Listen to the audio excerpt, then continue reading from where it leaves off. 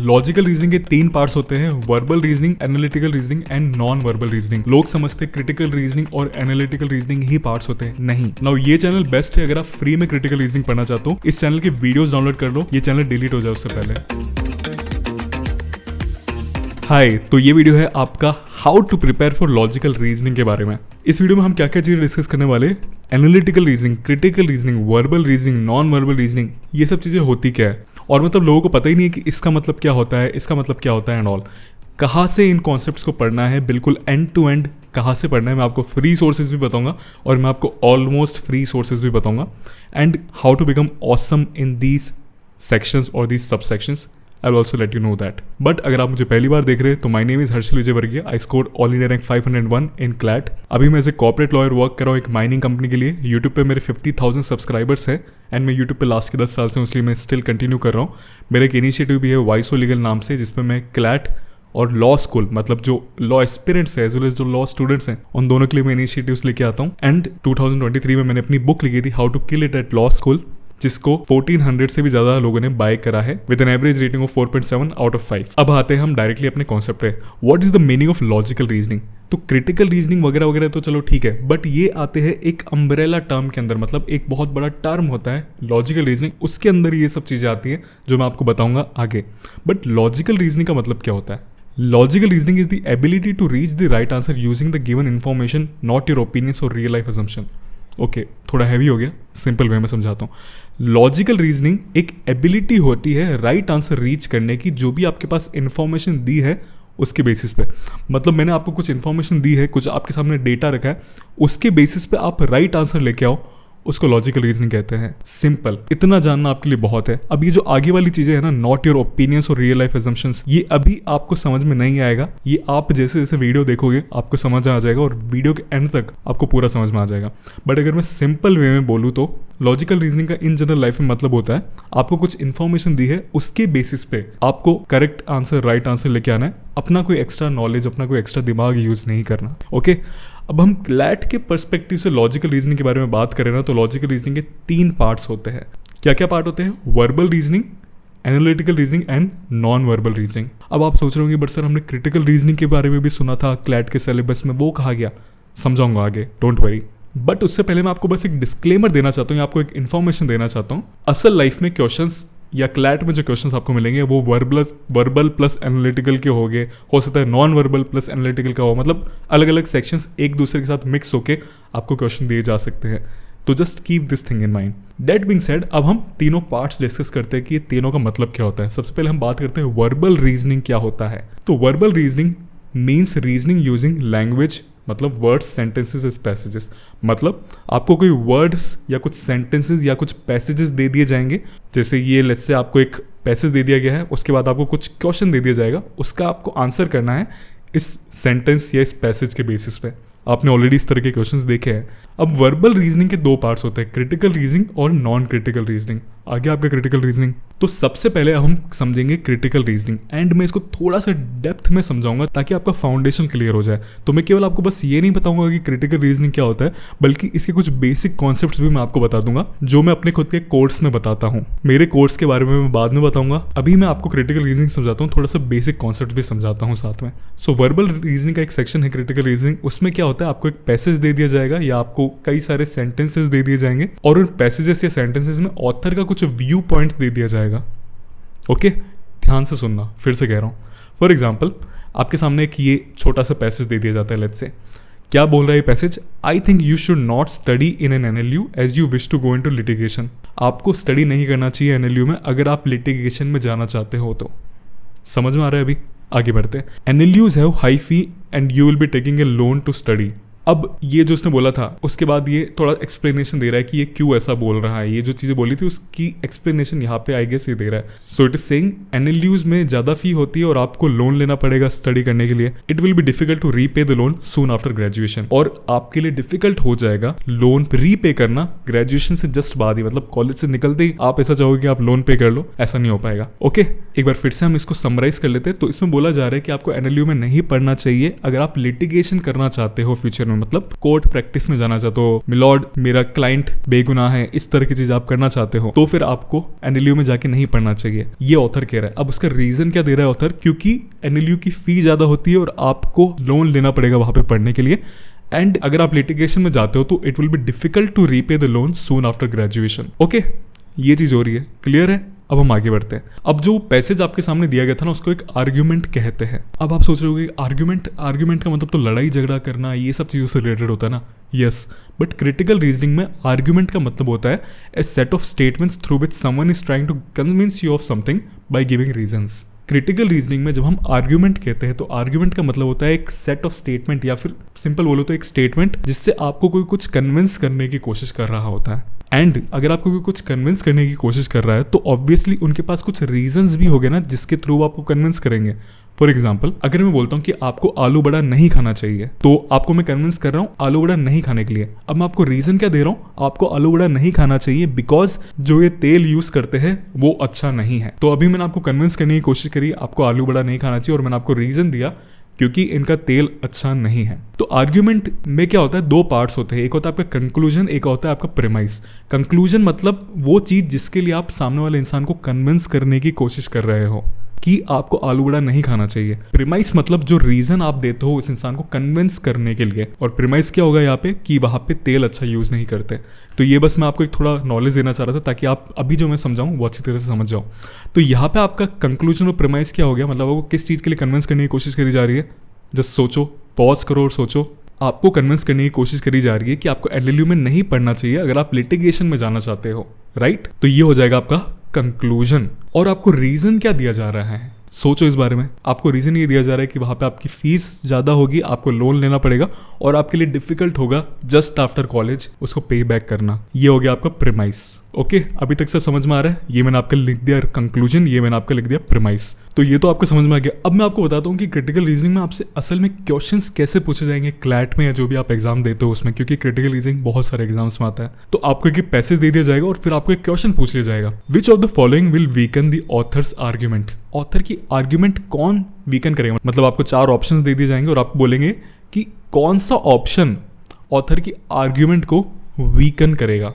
अब यहाँ पे मैं जो समझा रहा हूँ वो बहुत ध्यान से पढ़ना। कभी भी आपको बोला जाता है ना आपको वीकन करनी है ऑथर की आर्ग्यूमेंट, तो आपको जो अजम्पशन है उसको अटैक करना होता है। थोड़ा ऊपर जा रहा है कॉन्सेप्ट, कोई दिक्कत नहीं है, मैं समझाऊंगा, समझो इसको। अब आपके मन में आना चाहिए कि अजम्पशन क्या होता है, क्या मतलब हुआ अजम्पशन का, क्या क्या टर्म्स लेके आ रहे हो आप सामने, बताता हूँ। तो एक बार हम वापस से इस पैराग्राफ को पढ़ते हैं। तो यहाँ पे क्या बोला जा रहा है? ध्यान से पढ़ना, ध्यान से सुनना, बहुत ध्यान से। I think you should not study in an NLU as you wish to go into litigation. आपको एनएलयू में नहीं पढ़ने जाना चाहिए अगर आप लिटिगेशन में जाना चाहते हो। Okay, NLUs have high fee and you will be taking a loan to study. NLUs की फीस ज्यादा होती है और आपको लोन लेना पड़ेगा वहां पे पढ़ने के लिए। It will be difficult to repay the loan soon after graduation, and graduation होते ही आपके लिए वो लोन पे करना डिफिकल्ट होगा। अब यहाँ पे मैं क्या अज्यूम करके चल रहा हूँ, मेरा यहाँ पे अजम्पशंस क्या है, मतलब सिंपल में बोलो तो मैं क्या मान के चल रहा हूँ यहाँ पे? मैं ये मान के चल रहा हूं कि लिटिगेशन में पे अच्छी नहीं होती है स्टार्टिंग में, राइट? ये क्या मैंने कहीं पे लिखा है? यहाँ पे इस पैराग्राफ को वापस से पढ़ो। क्या मैंने ये कहीं लिखा है कि लिटिगेशन में पे अच्छी नहीं होती है? मैंने ये नहीं लिखा है, बल्कि मैं ये मान के चल रहा हूं कि लिटिगेशन में पे अच्छी नहीं होती है। तो जो मैं मान के चल रहा होता हूं ना चीजें, उसको अजम्पशन कहते हैं। Okay, so what is the assumption here? The assumption is litigation does not provide sufficient income initially to easily repay the loan. ये मेरी अजम्पशन है।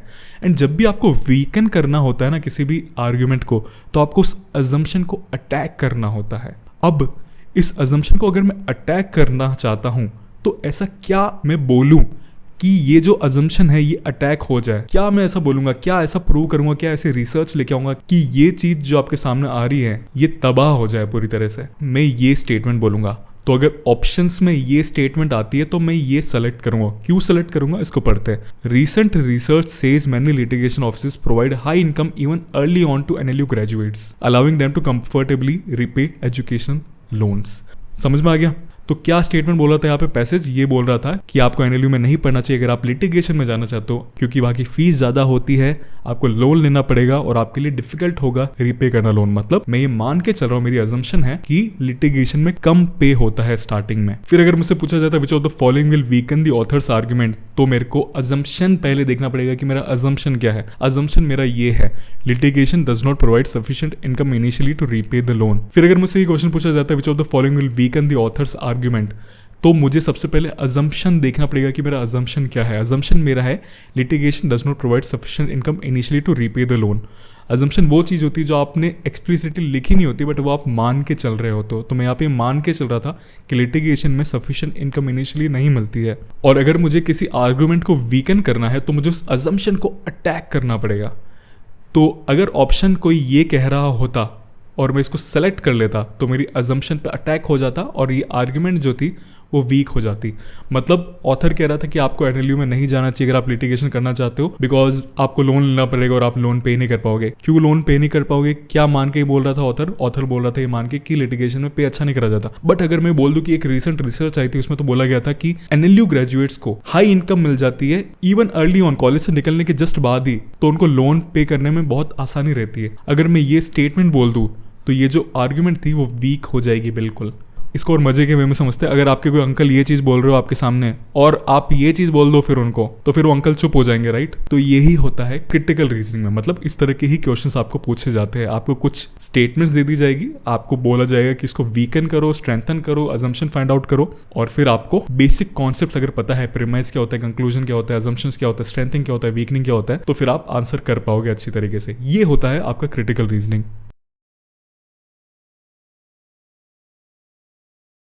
बाय द वे मैं अपने कोर्स में बहुत डिटेल वे में लॉजिकल रीजनिंग पढ़ाता हूँ। क्रिटिकल रीजनिंग भी लॉजिकल रीजनिंग का पार्ट है, एज आपने अभी समझाई। एंड क्रिटिकल रीजनिंग बहुत ही इंटरेस्टिंग वे में इस तरह के एग्जाम्पल्स के थ्रू मैं आपको पढ़ाता हूँ, सो दैट आप कभी भूल ही नहीं पाओगे जो भी आपने चीज़ें पढ़ी है। बट इसके बारे में हम वीडियो के एंड में बात करेंगे। तो ये हो गया आपका critical reasoning. So these are the kind of questions asked in critical reasoning. And critical reasoning क्या है? आपकी first type of verbal reasoning. Don't worry, आपको ये पीडीएफ, मतलब ये जो भी आपको मैं प्रेजेंटेशन शो कर रहा हूँ, इसको मैं अपलोड कर दूंगा डिस्क्रिप्शन में, तो आप डाउनलोड कर सकते हो अगर आपको वापस से देखना हो तो ये हो गया आपका first type of verbal reasoning. अब हम बात करते हैं second type of verbal reasoning की, जो है नॉन क्रिटिकल रीजनिंग। तो वर्बल रीजनिंग का सेकंड टाइप है ये। इसमें किस तरह के क्वेश्चंस आते हैं? बहुत ही बेसिक। फॉर एग्जांपल इस तरह का आपको क्वेश्चन दे दिया जाएगा, if puppy is related to dog in the same way kitten is related to, क्या आंसर होगा आपका यहाँ पे? कैट। तो ये आपका नॉन क्रिटिकल रीजनिंग है। इसमें आपको कुछ क्रिटिकली एनालाइज करने की जरूरत नहीं पड़ी, कुछ प्रमाइज कंक्लूजन वगैरह फाइंड आउट करने की जरूरत नहीं पड़ी। इसमें बस आपको बेसिक कॉमन सेंस यूज करना पड़ा और आप आंसर कर पाए। इस तरह के question for that matter logical reasoning section में आप आते ही नहीं है, ये तो इंग्लिश में आने लग गए।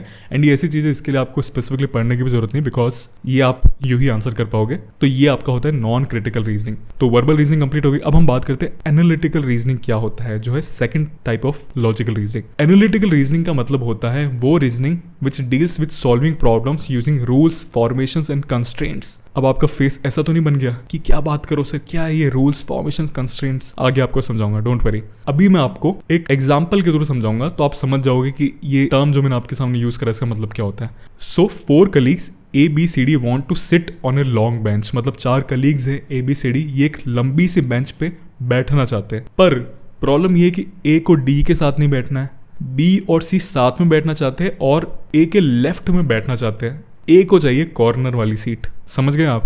तो अब इसको हमको सॉल्व करना है, तो हमको क्या करना पड़ेगा? एक लंबी सी बेंच बनानी पड़ेगी और फिर ये जो रूल्स दिए हैं इसके बेसिस पे हमें ये क्वेश्चन को सॉल्व करना पड़ेगा पूरे को। तो स्टार्ट करते हैं। तो क्या लिखा है? सबसे पहले हम पहले यहाँ से स्टार्ट करते हैं। A wants corner seat. तो हमें पता है कि 2 कॉर्नर से, एक ये कॉर्नर है और एक ये कॉर्नर है, तो हम इस कॉर्नर पर रख के देते हैं A को यहाँ पे रख दिया मैंने। फिर यहाँ पे क्या बोला जा रहा है? B and C want to sit together and want to be on the left of A। तो B और C को A के लेफ्ट में होना पड़ेगा। अगर ये A है तो A के लेफ्ट में होना पड़ेगा, तो यहाँ पे होना पड़ेगा B और C को। बट क्या अगर A इस कॉर्नर पे बैठता है तो क्या B और C बैठ पाएंगे A के लेफ्ट पे? नहीं बैठ पाएंगे।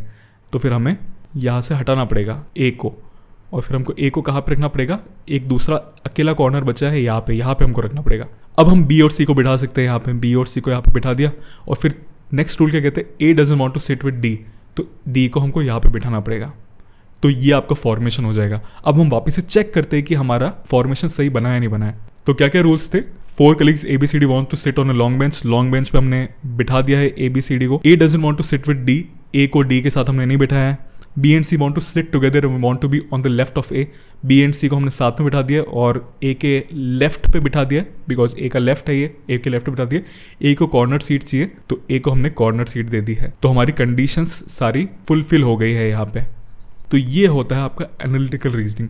अब हम स्टेटमेंट पे जाते हैं वापस से। Analytical reasoning deals with solving problems using rules, formations and constraints. तो हमने क्या करा, अभी हमने कुछ रूल्स यूज़ करे, हमने कुछ फॉर्मेशन बनाई। फॉर्मेशन कैसे बनाई, हमने एक टेबल बनाई थी, टेबल के बेसिस पे फिर हमने लोगों को बिठाया। और कॉन्स्ट्रेंट्स क्या होता है, मतलब कुछ लिमिटेशंस, कुछ रिस्ट्रेंट होती है, उसको भी आपको माइंड में रखना पड़ता है जब आप ये प्रॉब्लम सॉल्व कर रहे हो। तो हमने क्या कॉन्स्टेंट्स को माइंड में रखा कि ए को डी के साथ नहीं बैठना, ये कॉन्स्टेंट को हमने माइंड में रखा एंड मच मोर। तो एनालिटिकल रीजनिंग आपकी ये होती है। अब आपके मन में आना चाहिए कि यार ठीक है, इसका पॉइंट क्या है, ये सब चीज़ें सीखने का पॉइंट क्या है, क्लैट आज क्यों कर रहा है इस तरह की चीज़। तो मैं आपको इसका एक बहुत अच्छा एग्जांपल देता हूँ मेरी रियल लाइफ से। तो मेरा कोर्स है क्लैट का, जिसमें मैंने मेंटरशिप के लिए एप्लीकेशन इनवाइट करी थी। मतलब मेरे कोर्स में जब भी एक स्टूडेंट इनरोल करता है तो उनको एक मेंटर प्रोवाइड करा जाता है। वो मेंटर खुद एक एनएलयू स्टूडेंट होता है, उन्होंने खुद ने अच्छे रैंक से क्लैट क्रैक करा होता है। तो जो भी स्टूडेंट होता है उनके साथ वो मेंटर पूरी जर्नी में till the day of CLAT रहता है और ये कोर्स के अंदर ही इंक्लूडेड होता है। तो जब मैं मेंटर्स हायर करा था, जब मैं मेंटर्स इनरोल करा था अपने कोर्स के अंदर, तो मैंने कई सारी कंडीशंस बनाई थी। क्या क्या कंडीशंस बनाई थी कि सबसे पहली चीज़ तो जो भी मेंटर हो उनका रैंक 2000 के अंदर अंदर होना चाहिए।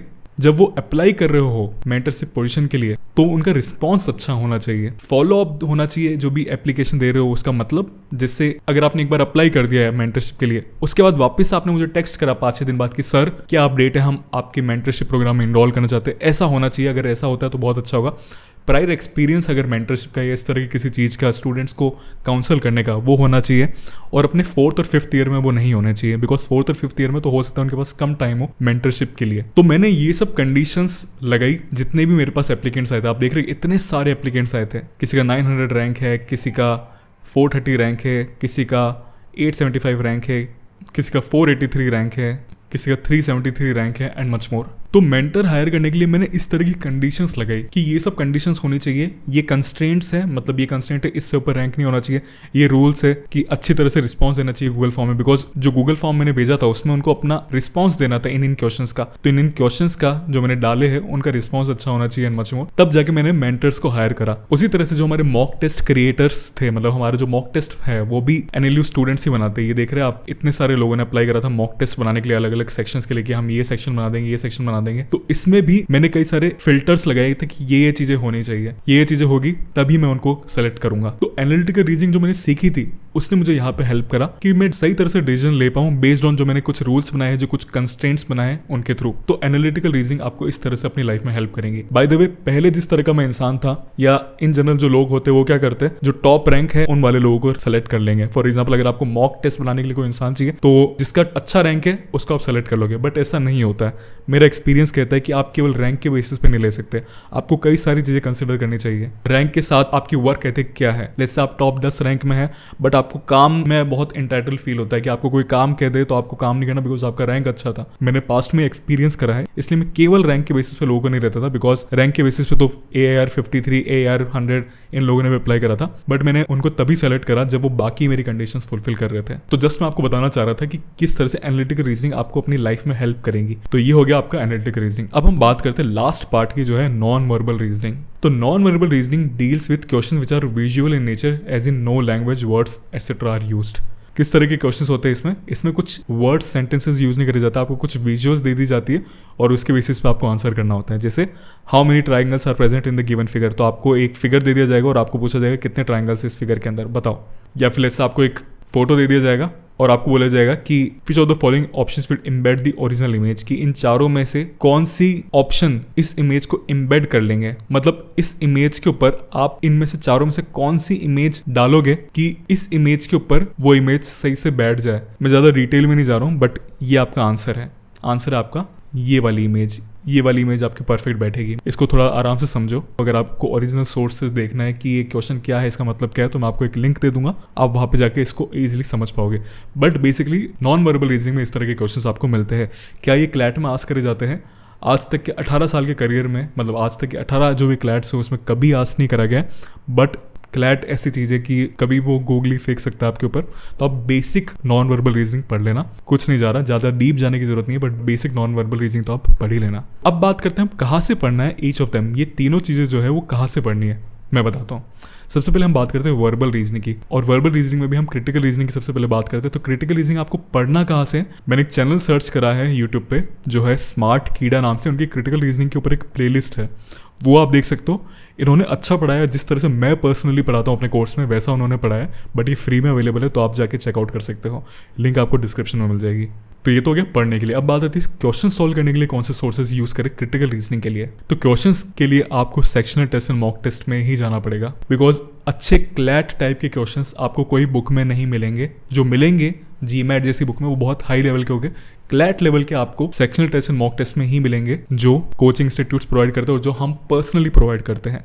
हम भी बहुत high quality sectional test and mock test provide करते हैं। तो ये आपका सॉल्विंग क्वेश्चन का सोर्स हो सकता है, बट पढ़ने के लिए आप ये वाला सोर्स यूज कर सकते हैं। अब हम बात करते हैं नॉन क्रिटिकल रीजनिंग की, कि उसको कहाँ से पढ़ना है और क्वेश्चन कहाँ से सॉल्व करना है। नॉन क्रिटिकल रीजनिंग के ऊपर सेक्शनल टेस्ट मिल जाएंगे कई सारे, या टॉपिक टेस्ट मिल जाएंगे, जो भी आप मॉक्स बाय करते हो। जैसे हमारे कोर्स के अंदर आपको नॉन क्रिटिकल रीजनिंग के ऊपर भी topic test and sectional test मिलेंगे। तो इसके लिए कोई सोर्स नहीं है पढ़ने के लिए, या कोई जरूरत भी नहीं है आपको सोर्स के लिए, इसके बस आप क्वेश्चंस को सॉल्व कर लोगे बहुत होगा। अब बात आती है एनालिटिकल रीजनिंग कहाँ से पढ़ना है, तो आपको पढ़ना है इस बुक से या फिर आपको यूट्यूब से पढ़ना है। ये बुक आपको कम से कम 2 बार करनी है, मैंने इस बुक को 3 बार करा था और मेरी एनालिटिकल रीजनिंग बहुत अच्छी हो गई थी। इससे आप पढ़ भी सकते हो और आप क्वेश्चन भी सॉल्व कर सकते हो। मतलब इस बुक को इतना कन्वर्सेशनल वे में लिखा ना ऑथर ने, आपको ऐसा लगेगा कि ऑथर आपसे बात कर रहे हैं खुद। तो यहाँ से आप पढ़ सकते हो, या फिर अगर आपको इससे नहीं पढ़ना, आपको चाहिए कि आपको वीडियो से पढ़ना, तो आप यूट्यूब पे प्लेलिस्ट सर्च करोगे, आपको बहुत सारी मिल जाएगी। मतलब बहुत सारी है प्लेलिस्ट एनालिटिकल रीजनिंग के लिए, तो आप वहाँ से पढ़ सकते हो। कोई स्पेसिफिक मैंने नहीं दी है, बिकॉज एज ए सेड बहुत सारी है। तो ये हो गया आपका पढ़ने का। अब आपको सॉल्व कहाँ से करने के क्वेश्चंस को, इस बुक में आपको क्वेश्चन सॉल्व करने के लिए भी मिल जाएंगे। बाकी again mocks and sectional test को आपको रेफर करना पड़ेगा अगर आपको क्लैट टाइप के एनालिटिकल रीजनिंग के क्वेश्चंस चाहिए। अब हम बात करते हैं नॉन वर्बल रीजनिंग के लिए। तो नॉन वर्बल रीजनिंग पढ़ने के लिए और क्वेश्चन सॉल्व करने के लिए आप ये बुक बाय कर सकते हो, and modern approach to verbal and non verbal reasoning by RS Agarwal. ज़्यादा डीप नहीं जाना है नॉन वर्बल रीजनिंग में, बट पढ़ लेना, ताकि आप क्लैट में अगर ये अचानक से आ भी जाए तो आप शॉक नहीं होगे, और साथ ही साथ अगर आप पढ़ के जाओगे तो आपको कॉन्फिडेंस रहेगा कि यार कुछ भी आ जाएगा मैं तैयार होऊंगा। बट एज ए सेड ज़्यादा डीप मत जाना। ये है चैप्टर्स उस बुक के अंदर, मैंने भी ये बाई करी थी जब मैं क्लैट के लिए प्रिपेयर करा था।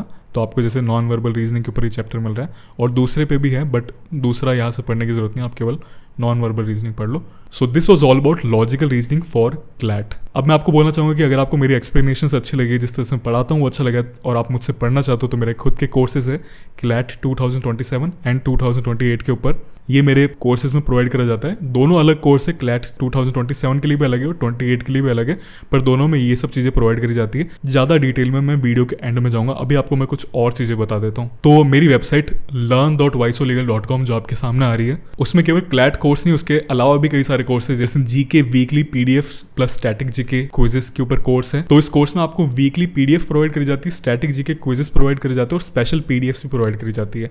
वीकली पीडीएफ का मतलब ये है कि आपको जनवरी से लेकर दिसंबर तक 52 पीडीएफ्स प्रोवाइड करी जाएगी हर एक वीक की, जिससे आप क्लैट का करंट अफेयर्स पढ़ सकते हो, एंड साथ साथ में करंट लिंक्ड स्टैटिक जीके भी पढ़ सकते हो। बाद में मैं और आपको डिटेल्स दे दूंगा इसके बारे में।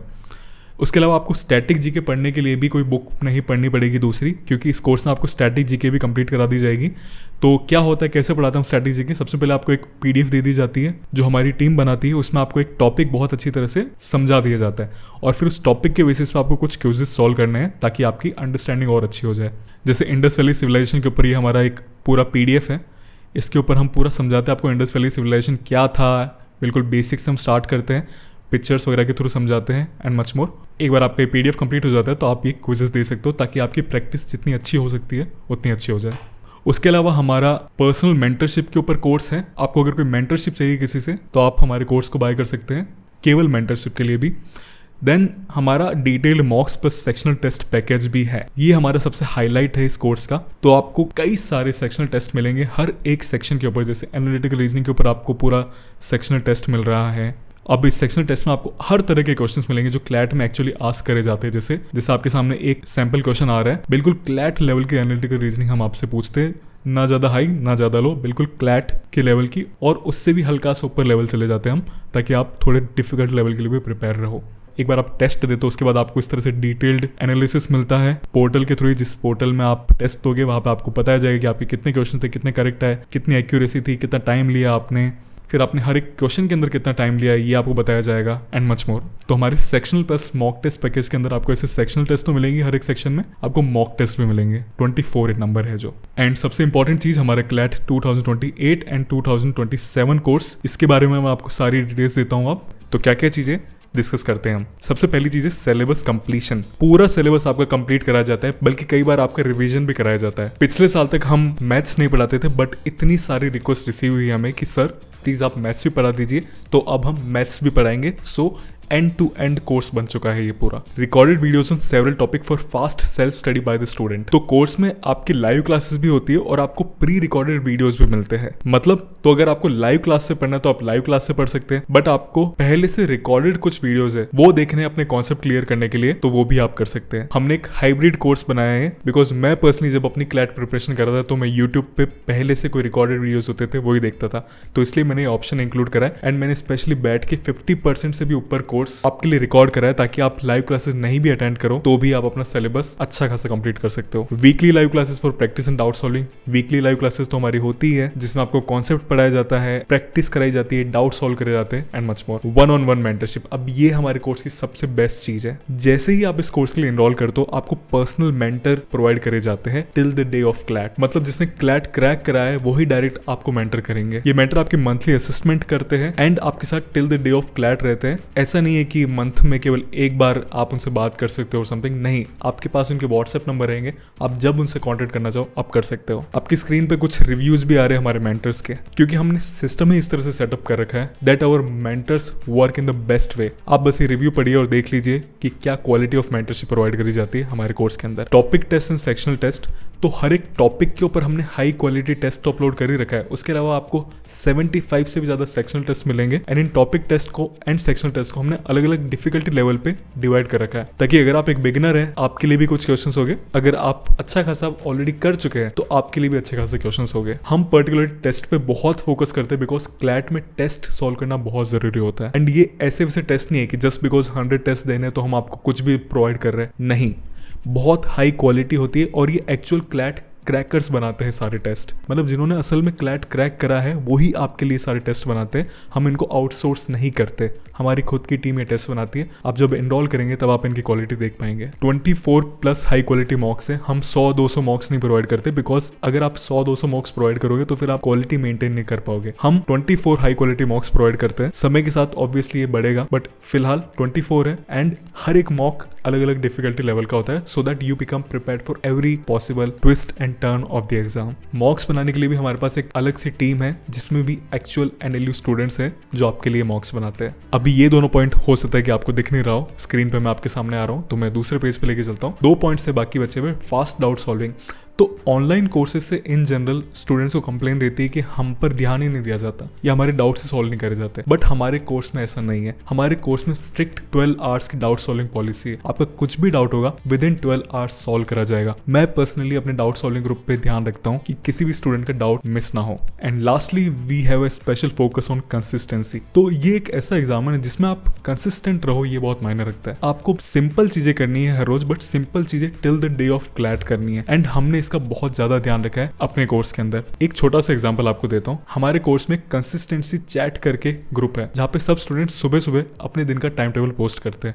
जैसे ये किसी स्टूडेंट ने अपना टाइम टेबल पोस्ट करा है, ये किसी स्टूडेंट ने अपना टाइम टेबल पोस्ट करा है, इवन मैं भी अपना टाइम टेबल पोस्ट करता हूँ। एंड फिर पूरा दिन खत्म होने के बाद स्टूडेंट्स अपडेट डालते हैं कि कितनी चीजें उन्होंने लिखी थी, उसमें से कितनी चीजें हो पाई है कंप्लीट। अब इससे फायदा क्या होता है, जब आप देखते हैं कि आपके बैचमेट्स इतनी सारी चीजें कर रहे हैं, कोई बोल रहे हैं कि आज न्यूज़पेपर पढ़ेंगे, मॉक देंगे एलई का, मैथ्स के क्वेश्चन सॉल्व करेंगे एटसेट्रा, तो फिर अगर आपको आलस आ भी रहा होता है तो भी आपका आलस एकदम से निकल जाता है। बिकॉज जब आप देखते हो कि आपके आसपास के लोग ऐसा कर रहे हैं, then you become motivated too. Being in online coaching हमने इस चीज को इंश्योर करा है कि आपको जो ऑफलाइन कोचिंग में एक एनवायरमेंट का बेनिफिट मिलता है वो इस ऑनलाइन कोर्स में भी आपको मिल पाए। ये तो केवल एक चीज है, इसके अलावा भी हमारे पास कई सारी चीजें जो हम करते हैं आपकी कंसिस्टेंसी इंश्योर करने के लिए। सो this is all about my CLAT 2027 and 2028 course. अब हमारी वेबसाइट पे और भी कोर्सेज है जो मैंने अपने स्टोर पे अपलोड करे। फॉर एग्जाम्पल क्लैट 2028 कोर्स है अलग से, वो तो मैंने आपको बता ही दिया है। जीके के लिए भी हमारा एक सेपरेट कोर्स है जिसमें आपको इस तरह से वीकली जीके पीडीएफ्स तो मिलती है। देखिए जब मैं ये वीडियो शूट कर रहा हूँ तब तक हमने मार्च 3rd वीक तक की वीकली पीडीएफ अपलोड कर दी है। आप देख सकते हैं कि बहुत ही डिटेल्ड हम ये पीडीएफ्स बनाते हैं, 30 से 32 पेजेस की हर एक वीक की पीडीएफ बनती है। तो इस जीके कोर्स में हम इस तरह से आपको वीकली जीके अपडेट्स प्रोवाइड करते हैं ताकि आपको डेली नोट्स ना बनाने पड़े। उसके अलावा इस कोर्स के अंदर हम special editions on current GK भी प्रोवाइड करते हैं। सो फॉर एग्जांपल जब मैं ये वीडियो बना रहा हूँ तब ईरान इजराइल यूएस वॉर के ऊपर बहुत चीजें चल रही है, तो हमने एक पूरा डेडिकेटेड पीडीएफ बनाया है जिसमें हमने डिटेल में एक्सप्लेन करा है कि क्या हो रहा है, क्या करंट चीजें इंपॉर्टेंट है इस इवेंट से एंड मच मोर। जैसे ये बिगिनिंग है इस पीडीएफ का जहां पे हम एक्सप्लेन करें कि क्यों ये न्यूज में है and much more.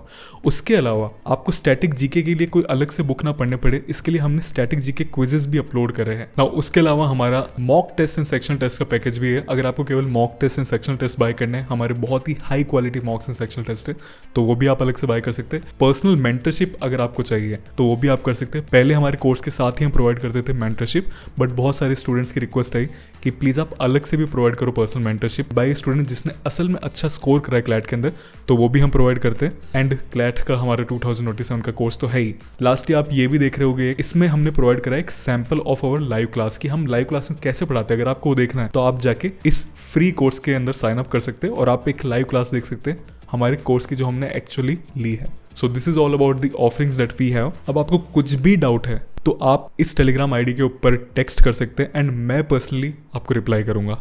Thanks for watching this video till the end. I'll see you in the course very soon.